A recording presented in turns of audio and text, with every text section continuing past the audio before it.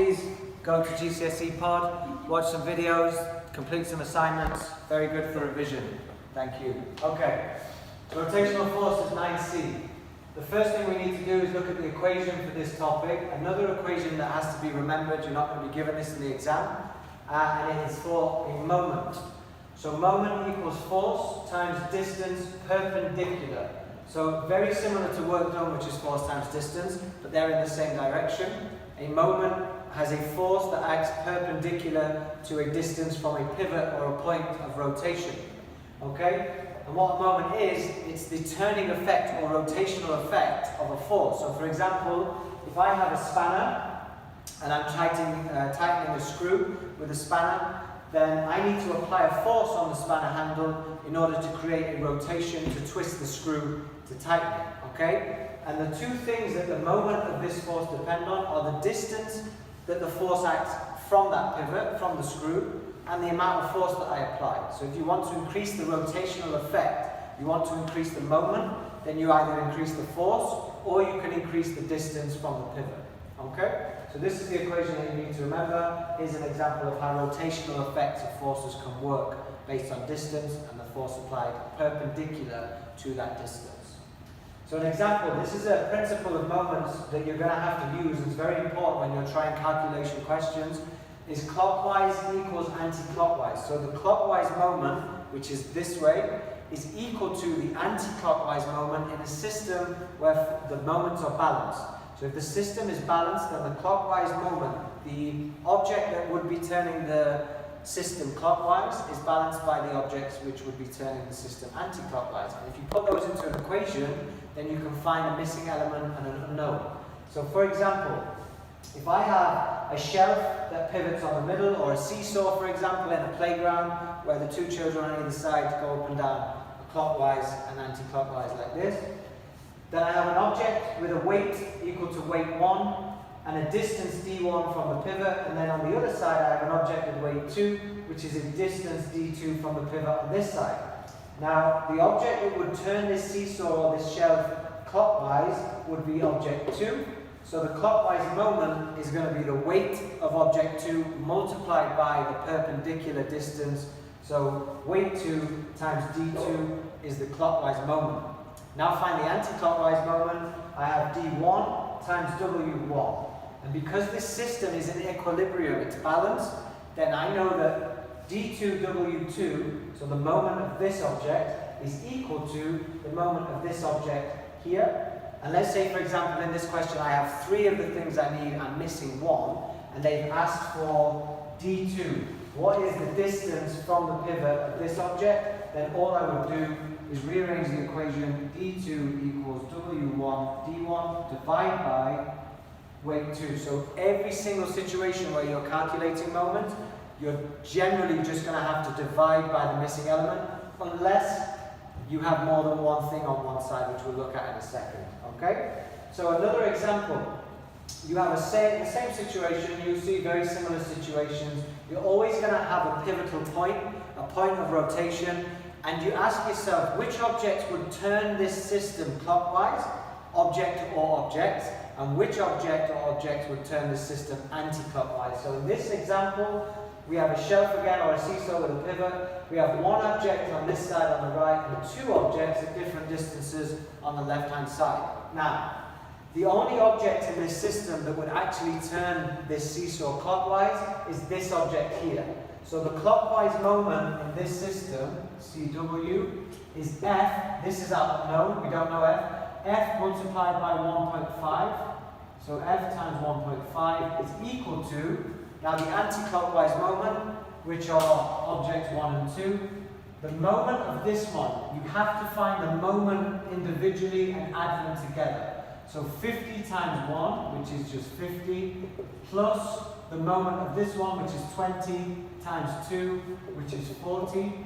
So I add those moments up, so 90. So 1.5F on the clockwise side equals 50 plus 40, which is 90, and therefore to find F, I do 90 divided by 1.5, and that would be my force, or the missing force. Alright?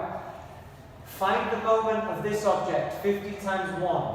Add the moment of this object 20 times 2. Do not add the forces and add the distances and then find one moment. You have to find individual moments, object 1, object 2, then add them together and then rearrange again to find the missing element, in this case, the force, and that's moments. The final part of 9c are gears, and very simply, gears are the cogs you might have in a clock, for example, in a machine that has turning parts, on a bike where you change the gears.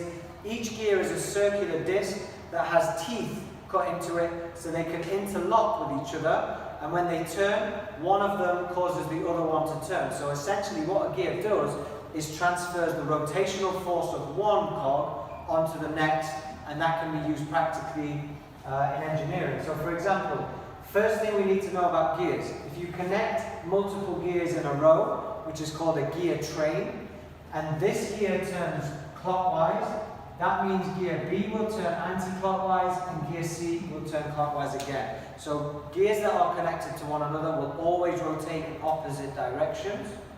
If I want to get around that, because on a clock you have 3 hands, second, minute, hour, all turning at different times, but all turning in the same direction. Now, if I need 3 gears to manage each of those hands, they're going to go in different directions. I'll have the second hand clockwise, minute hand anti-clockwise, and the hour hand clockwise again. That's not what I need in my clock. So how I can get around that is if I add 2 intermediate gears between A, B, and C, then A turns clockwise, this one would be anti-clockwise, B is clockwise again, this one would be anti-clockwise, and C is clockwise again. That's how all 3 of my hands on my clock turn in the same direction. Now, if I want one of them to turn faster or slower than the other one, then I have to change their sizes. Second hand, minute hand, and hour hand. It's all about the teeth ratio. So the ratio of numbers of teeth on each gear, on each cog, will determine how many times one rotates and how many times the other rotates. Very simple example. If I have 2 gears, one with 4 teeth, one with 20 teeth, then my gear ratio is 1 to 5. This gear has 5 times more teeth than the other.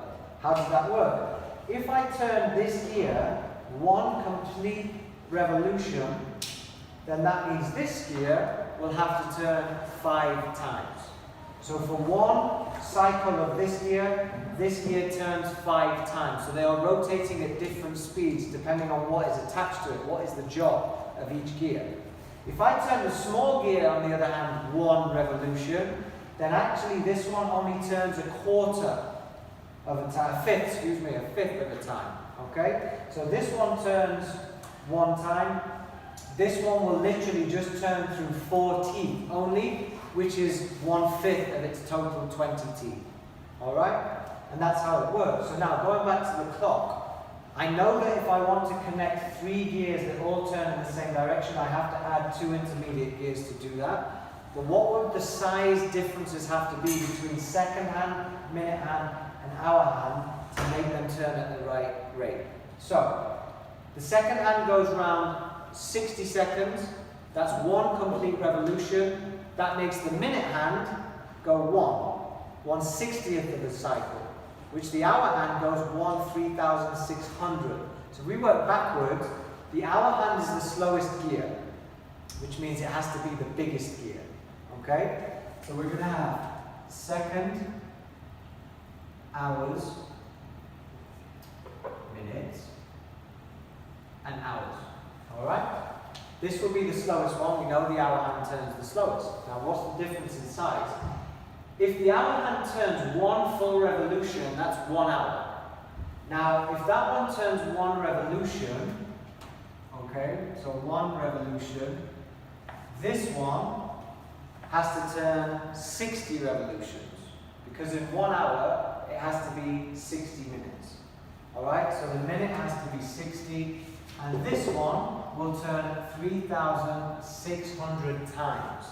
So the second hand has to rotate 3,600 times for the hour hand to go around once. So the differences in teeth ratio, this is the smallest, you have 1 to 60 to 3,600. But of course you can't have a gear with one tooth. So let's say the smallest gear we can think of is a 4-tooth gear.